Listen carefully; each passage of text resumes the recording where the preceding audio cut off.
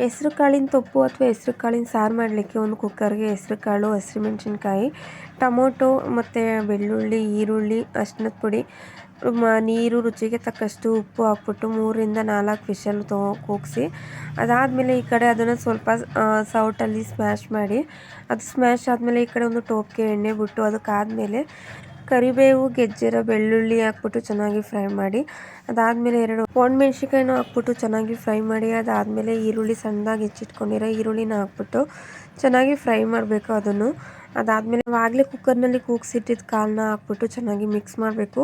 So ನಿಮಗೆ ಸಾಂಬಾರು ಕ್ವಾಂಟಿಟಿಗೆ ಎಷ್ಟು ಬೇಕು ಅಷ್ಟು ನೋಡಿಕೊಂಡು ಈ ನೀರು ಹಾಕ್ಬಿಟ್ಟು ಮತ್ತು ರುಚಿಗೆ ತಕ್ಕಷ್ಟು ಉಪ್ಪು ಹಾಕ್ಬಿಟ್ಟು ಲಾಸ್ಟಿಗೆ ಕೊತ್ತಂಬರಿ ಸೊಪ್ಪು ಹಾಕಿ ಕುದಿಸಿದ್ರೆ ಅದು ತೊಪ್ಪು or sambar ready to heat.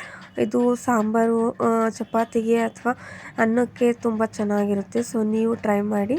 So ಇಷ್ಟ ಆಗಿದ್ರೆ ಲೈಕ್ ಮಾಡಿ, ಶೇರ್ ಮಾಡಿ, ಸಬ್ಸ್ಕ್ರೈಬ್ ಮಾಡಿ.